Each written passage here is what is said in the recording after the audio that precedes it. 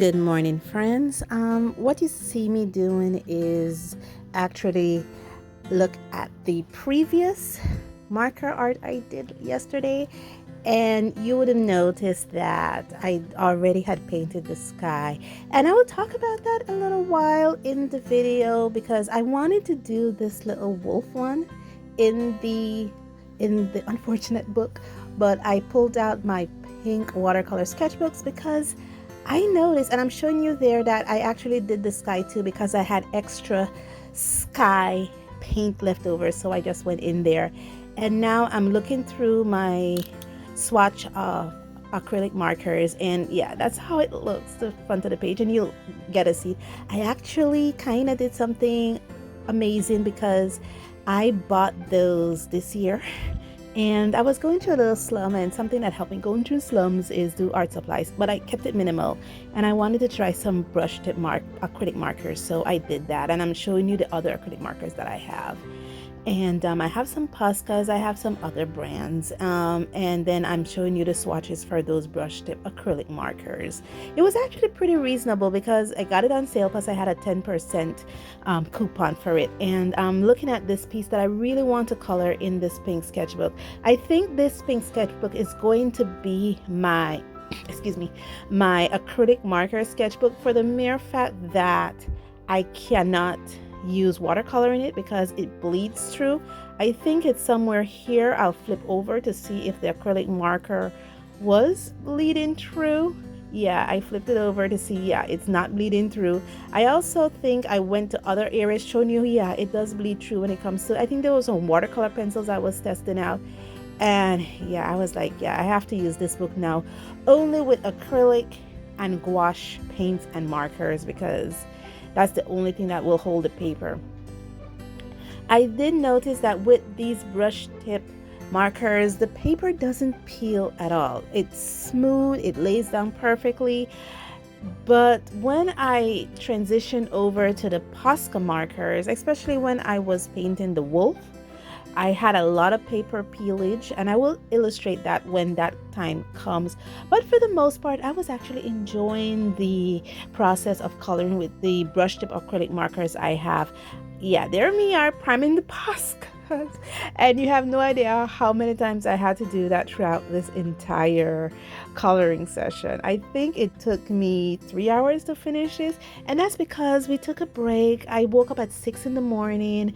I started this journey, so this entire part of it here is 6 a.m. And then after that, me and my husband went for a walk around the neighborhood. We had breakfast, and then I came back to this piece. So it was like, yeah, it took a while for me to finish this piece. And here I was like really I wasn't being very heavy-handed with my marker touch, and I was being very cautious with it because it was here I started to notice paper peeling. I was like, okay, the paper is peeling, but I still need to use out these markers. I still need to enjoy this in this book. The other book that I showed in the first part of the video was actually primed with gesso. So there's no paper peelage with that one. But with this one, definitely there's paper peelage. And this one is not primed. This is just basic watercolor paper. But I think it has lost its size, and so it's only washed and acrylic paints in this, but wash and acrylic markers. And I'm really taking my time here using this to color the wolf. I think I used the Posca gray. Was it gray that I used? I believe I used the gray with this. And other stuff that I should talk about, I should put the name of those brush tip acrylic markers that I got on Amazon, because I'm showing you the paper peelage on my tip. I will put the name up for you guys so you guys can see it, and if you want to get it, I really appreciate this set here because it's a 60 set. I think it cost me like $25 for 60 markers, which is pretty good. And the beautiful part about it, not only is it a 60 set, but it doesn't come with really bright colors. I think in the beginning I showed you that I was surrounded by my marker collection, and a lot of it comes in bright colors. You know, I have Zerrier set, I have a Posca set, I have the Frisk set that I got in a scroller box, and I have a pointer set, and all those have bright colors in it. But this marker brush set, it doesn't really come with a lot of bright colors, maybe like 5 bright colors, I would say. And for the most part, it's pretty muted. So it kind of blends in perfectly with the bright colors I already have, which is pretty nice. And yeah, I'm showing you the color that I'm using, G279. And this is now where I'm showing you the acrylic paint that I'm using, because, and that's the reason why I think I spoke about this in a previous art haul. I got those acrylic paints because when I wanted to paint foliage and sky, I don't want to use my markers as much. And these acrylic paints are not only liquidy, but they're also matte. And I chose that green because it's a very light matte green, and I think it'll be perfect for the grassy ground. And in that way, I don't use a lot of my greens. So I was actually thankful that I got that. I'm mixing it with some water to make it a little bit more liquidy. And I found that if I use my ceramic blades, or my ceramic knives, not ceramic knives now, my palette knives, it's a better mixing tool than using the brush. So now I could just stick the brush in and paint away, just trying to get that foliage, because the grassy areas in my paintings tend to be very large areas. So to counteract that, not only using acrylic markers, I decided to get the matte acrylic paints for those areas, and also for the sky area. I was doing a bit of painting, and I think I showed you in the beginning the painting I did, and that's why the sky was brought out, because I kind of finished off the rest of the remaining paints on those, because those are sky anyway, and so not to waste the paint. And that's what I'm doing here. I finished it, flipped it over. Well, I had something to guard it so it doesn't get on the opposite page, but I'm now using it in another sheet because, yeah, I don't want to waste the paint.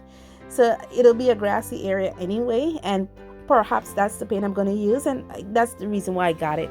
So I could, I don't have to use my greens too much to cover grassy areas. And I think I also used it for the wolf in the treated sketchbook.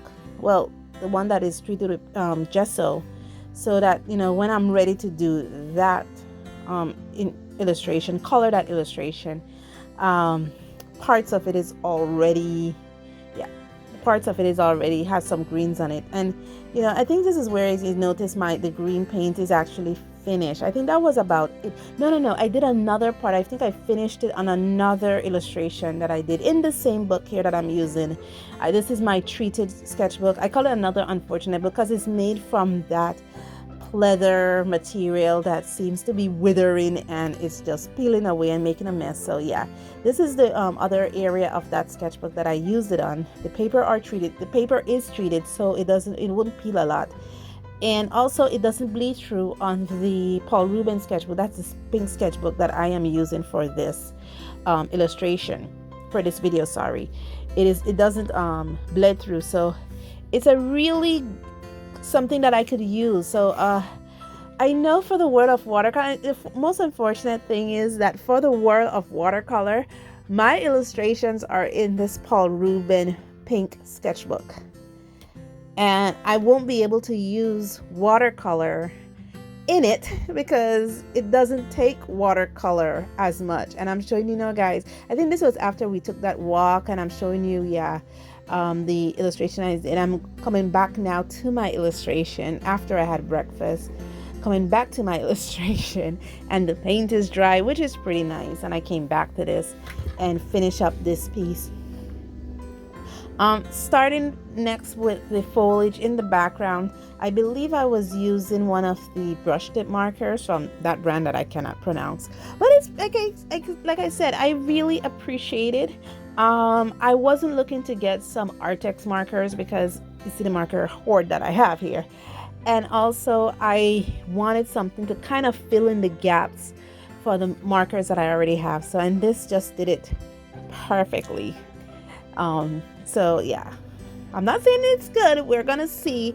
And I should talk about also things like this, because a lot of times when I get art products, it's like, oh, I have to save it for YouTube so you guys can get my first impression. And somehow, sometimes it takes for me away the joy of just using the product. And so for these markers, it's not, I wanted to save it for you guys to give you guys my first impression, but at the same time, I wanted to give myself the joy of using them. And so instead of just doing a review of these and to, give you a first impression, take it away, using some products, I just start using them. I will have notes on them, of course, in the event you guys want my perspective on them and what I think of them.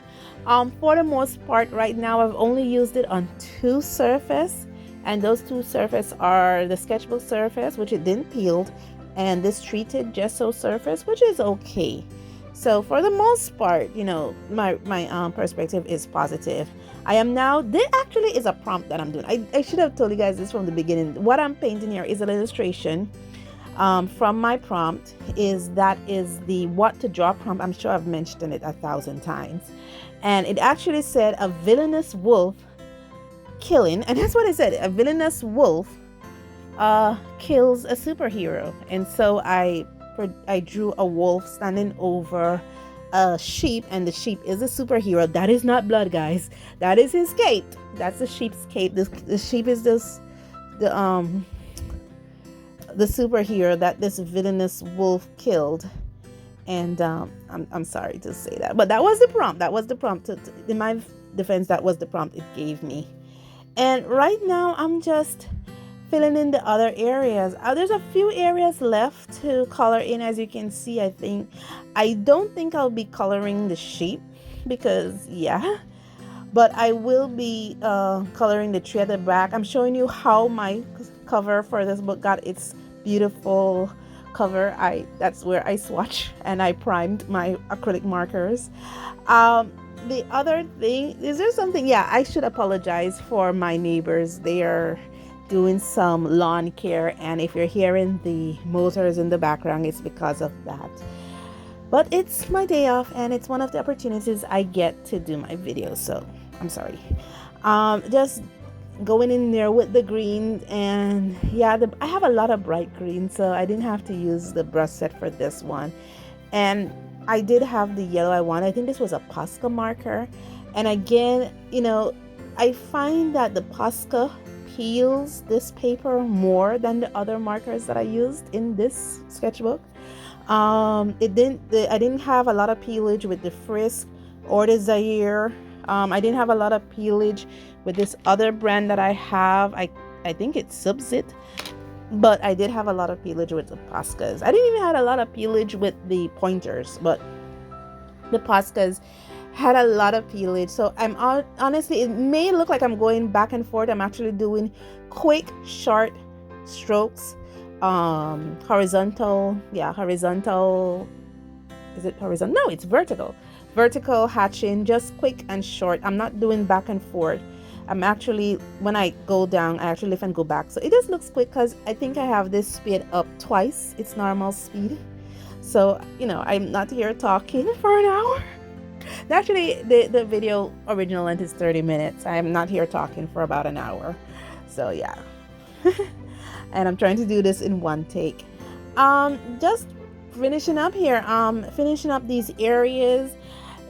The bark of the trees, using my acrylic markers, doing this for the joy of just coloring and painting. I have been discovering coloring and painting lately just for the joy of it, not actually drawing. And because I think it's because I spend most of the year, the first part of this year drawing, that there comes a point where I'm like, okay, I'm tired of drawing. So I've been doing a lot of coloring, and now I'm just coloring my own art. I'm going in there. I don't know. I think I might have to redo the wolf belly because I don't know. I don't like to plan my colors ahead of time, and I think this is one of the failures of it because I don't know. I think the wolf's belly, I don't know. I'm not feeling it. I'm not feeling that beige Posca. I might have to go over it with another acrylic marker or something. But yeah, guys, this has been a whole lot of fun. I had so many beautiful enjoyment doing this. It was relaxing for me. I am grateful and I'm so thankful for this opportunity to get this done and to use this book. I probably need to finish this book this year. And what I'll say is thank you guys so much for joining me on this journey. Thank you. I am humbled by it all, and I'm just finishing up my line work. And I will always say, stay safe, stay blessed, and I will definitely see you in the next one. I think the last thing I'm going to do here is show you the artwork and how the finished piece, and call it a day. So just see me wrapping up. See you guys, and thank you so much. Bye.